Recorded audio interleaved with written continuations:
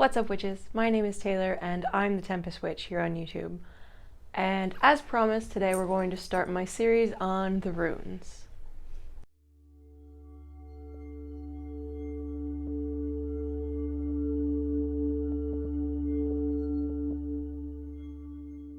Today I'm going to be starting the long-awaited series and highly requested series of the runes. I've been asked this a lot by people here on YouTube, by people on TikTok, by just my friend group, asking when are you going to make a series on the runes, just as a general basis, a how-to, and a starting point for people. Because the problem that most people have is there's a whole bunch of information out there about tarot, but not nearly as much about runes, and runes being my main form of divination, I figured I would give you the general setup of how I do it, how I interpret the runes, and then from there you have a starting point that you can then continue on in your own path. So that's the general point of this. I figure for today's video alone, I'm not going to cover the runes themselves individually, but I'm going to explain the three Ætts and how you dedicate them, just as a general starting point. And then as this series continues, I can go through and give you my general interpretations of each of the runes. So that's the plan. That's where we're going today. These are my runes. I keep them in this velvet bag just so that they stay protected. And my runes are made out of elk horn that I hand carved and hand cut all myself because I had used other people's rune sets and I just couldn't get them to speak to me. And if there's no energetic connection, it's going to be very difficult for you to perform any form of divination. It's just kind of how it goes. There has to be some kind of relationship, communication, understanding between you and your divination tools in order for them to work for you.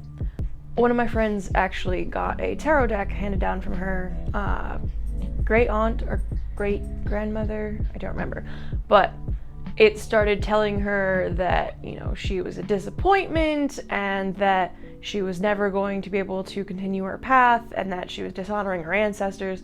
And so I asked her, you know, it's like, did you cleanse the cards first before you did that and make them understand that you are their new owner? And she's like, no, I just started using them. I'm like, that's your problem. Divination tools have a personality all their own. Some of them are really sassy and won't work for someone who's not you. For example, I don't let anyone touch my runes because they're made of bone. Bone holds memory and energy as well, so if anyone else would touch them, their energy lingers on it, and then it's going to mess up my casting. So just for reference. So for today, I figured I would just discuss the general process of rune casting, how I usually do it. There are different kinds of spreads that you can do for different outcomes and things you're trying to understand, but usually I do a 3 rune method, which is a general understanding and the 2 things that influence that, and that seems to work pretty well for interpretation. The problem with divination, and if you struggle with interpretation, especially in like English classes, divination is going to be hard because it's a lot of, this is what it represents, but when you put these things together, what does it mean?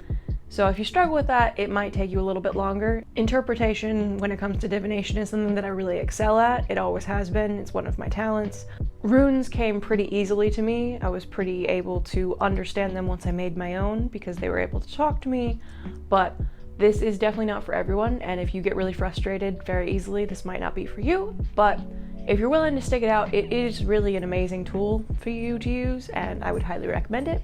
So obviously I made my runes out of elk horn, as I said earlier, and then I just wood burned them. Usually runes are made out of some natural material. The reason we don't have a lot of surviving records of runes is because most people used to make them out of wood, according to just historical records as we found. Wood does not last over time, so the only ones that we have remaining were carved into stone. The best way to get runes is honestly to make them. You can be gifted them, you can buy them, that's totally fine, but I feel that you have a better and a stronger connection if you physically put in the time and the effort to make them. Literally blood, sweat, and tears. So, just a general idea of how to make your own runes. You're going to want to find some material that calls to you. So if you're more prone to working with the earth and the elements, you'd probably want to do it out of wood. If you're more water-based, you probably want to do them out of rock that you find on a riverbed or on a lakeshore. You can obviously make them out of bone, you can make them out of elk horn, you can make them out of antler, anything. Totally fine, but find a material that works for you, and then you're going to cut them into either 24 or 25 pieces. You don't have to include the blank rune.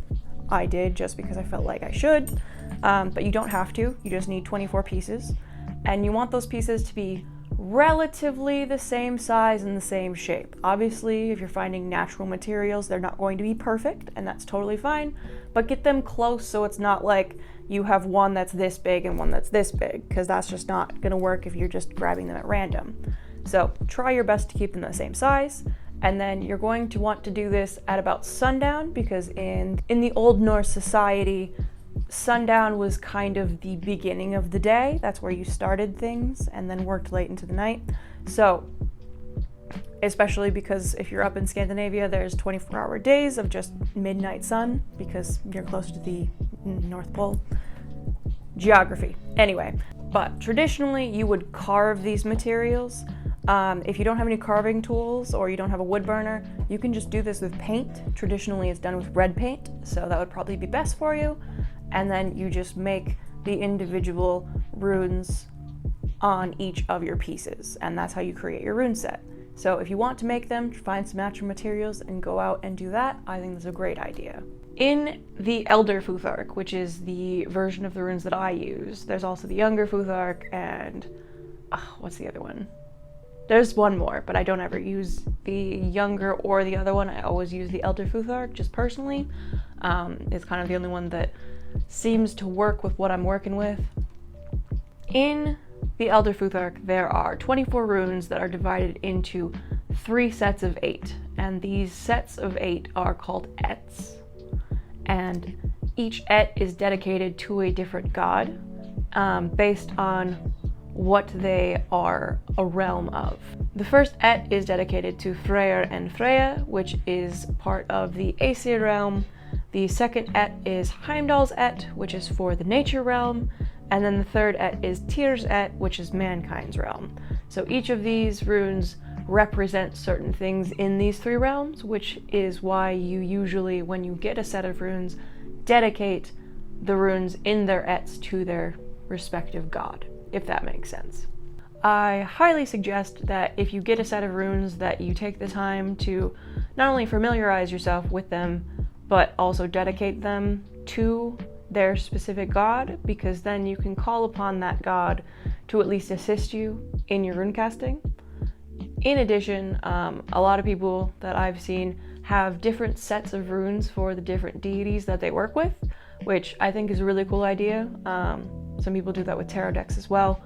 Personally, I don't. I have my one set, and then I just call upon whoever I'm trying to work with or talk to that day, and it seems to work pretty universally. But if you like the idea of having an individual rune set for each of your gods or your deities, fabulous, do that. Some people, when they work with multiple deities from different pantheons, will only use runes to talk to the Norse gods, which I think is a really interesting take on things, but to each their own. Whatever seems to jive best for your path is what you should do. I'll just kind of show you how I cast my runes and what I do to do my divination, and then you can kind of use that and run with it. This is my Book of Shadows.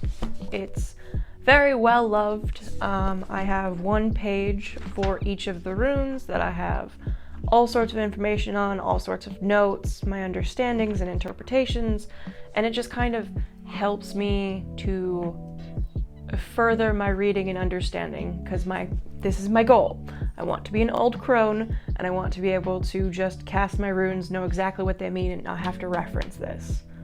That is the goal. I don't expect it to happen in a short amount of time, but the more you do it, the more you practice, the better you are at it. So that's why I do it pretty regularly. So, as I said, I have my runes in this bag, but my hands energetically are almost negative energy, as I'm a very tired person just because of all of my mental illnesses and all of the external factors I can't just stick my hands in my bag and then do what I need to. So what I've found over the years is using some fire seems to help. I always find that fire is very energetic, and so if I'm trying to be productive, I will always light a candle in the general space that I'm working in, because at least if I don't have energy, I can kind of leech energy off of the fire, which is really, really helpful. If that works for you, absolutely do it. It is fabulous and phenomenal and a very cool hack. If not, find something else that works best for you. Some people, caffeine is enough. Not enough for me. So what I do is I use my hands and I put it over the flame, and I use the fire energy to kind of, why is my nose so itchy? Do that for a while. You get your hands kind of warmed up. And if you only want to use one hand, that's totally fine. If you're wearing rings, be careful not to do this and just hold it, because they get very hot. I learned that a long time ago. But you get your hands all warmed up, warm to the touch, and then you hold your runes in your hand, you don't look at them, and you ask, what do I need to know right now? You can be something more specific than that, but a lot of times if I'm just looking for a grounding reading, I'll just ask, what do I need to know? What is something I need to keep in mind? What's something I need to think about? And this is where the divination of it comes in. Some people, they put it into a bowl and they ruffle around in it. I've never found that to work for me. I just wait until one of them goes, me. And I'm like, okay, cool. Like that. Haha, the blank rune, least favorite, because it's just like things that are hidden, things that are unknown. Thanks, that's real helpful. I'll use Othala. Nope, that's not Othala. That's Eden. Like I said before, the way that I do my rune interpretations is that I have my main one in the center and then the two that influence it. So I have things that are unknown in my blank rune. You don't have to include a blank rune in your rune set. Some people don't. I did just because I had extra pieces. Things that are unknown, influenced by Ætts, which is like divine intervention, divine power, divine protection. So the gods' influence on things that are unknown. So then you have Ingus, which is like internal growth and personal development. So the thing I need to think about right now is that there are things that are unknown, but the gods are leading me in the right direction towards personal growth. So collectively, all the things together, they influence each other, and then you read the divination as a whole. You don't read them as individual pieces. So it is a message that is 3 parts that connect together, if that makes sense. So I showed you my method of casting, but there are many other methods, one of the most popular being the Norn cast. So it's a similar cast to what I do, but instead of grabbing them individually, you grab 3 runes at random out of the bag and you shake them in your hand and throw them onto a mat or whatever you got as a place setting. I'll just kind of show you how it goes. Make it easy. But the reason it's called the Norn cast is the 3 Norns are similar to like the Greek fates. So you've got one for the past, the present, and the future. Urd for the past, Verdani for the present, and Skald for the future. Fate is a little bit different than it is in the Greek pantheon, the Greek myths. Our understanding is basically you've got Orlog, which is the general fate of the world, of everything, and then Haminia, which is everyone's individual luck and influence on the world. And so Haminia can always influence Urlog. When we say that, oh, this is your future, we are telling you the future in that specific moment, but all of the choices that you and everyone around you make will influence the future in the future. Back to the Norn cast, you would just take 3 runes at random, you shake them, you throw them down. So then you don't touch them, you leave them as they are, but you read past, present, and future, asking a question. So mentally I just ask, what do I need to know right now? And because you've got 1 over here, but you've got 2 over here, these 2 are more correlated than that one, which is why I find this method a little bit more tricky, just because you have groupings instead of it collectively being one message. The thing with this is you're more likely to get something that is Merkstav, which means that instead of your rune being straight, it is either backwards or tilted, or anything that is not straight means that it is Merkstav. And Merkstav is kind of like Tarot's, reversed card. So Merkstav means dark stick. Basically, it means that it has a darker, a less desirable or negative meaning. So it's not necessarily bad, but it might just be the opposite of what you have. So in the cases of like Hagalas, which is hail and destruction and just chaotic disintegration, having the opposite of that means like renewal, creation. So it's not always bad, but it is the opposite of what the rune typically means. So just keep that in mind when it comes to Merkstav. But if we were reading this, we would be Ætts would be Algis, and then Vardanis would be Tyr, which is Merkstav, and then Skuld would be Uruz, which is also Merkstav. So together you would collectively read them. The gods are saying that victory is in the future, but there's going to be some chaotic destruction to lead to that victory. So that's one way to go. I have one other version in here that's a lot more complicated, but it's to do with the 9 realms. So according to the myths, the world tree Yggdrasil has 9 realms that are all connected by the world tree. And so you'll use 9 different runes to read what in the past is influencing the present, which will influence the future. So everything is always kind of playing off each other, and that's why Orlog is not just all of the Haminga influence that humans on Midgard have, but also everyone in Jotunheim and Niflheim and Hel and Asgard, and everybody has influence on the future. I figured I would take a moment just to show you the couple other versions of casting. This is one of the first things I wrote in my book. As you can see, 11 and 12, we were at like 130 or something, I don't remember. But this is how I first started learning. So just a general idea of just the placements. So you've got Odin's 9 stone method, which is just 9 runes that you then put into their specific ways so that you know what they're all about. Like I said, this is definitely more of an advanced version of rune casting, so it's okay if this is intimidating. You don't have to do this, but this is just an idea I figured I would share for people. And then also, this is the square of 9 method, also 9 runes with 9 different meanings, but just a different method of doing it is a little neater than this one. Like I said, these are both more experienced, so if you would like to use those, go ahead, feel free. Let's talk about dedicating runes, because this is kind of important. Even if you do not work with or worship the Norse gods, or specifically the gods that these Ætts are dedicated to, you still have to dedicate them to their respective gods. I don't really work with Heimdall or Tyr, but you have to dedicate them to their gods in order for them to work. It's just a respect thing. So even if you don't work with any of the 3 gods, you should still just do it, just because it's polite. So this is the first page of my rune series in my Book of Shadows. So it gives all of the Elder Futhark as well as the Ætts and what Merkstav means, just along with their general meanings.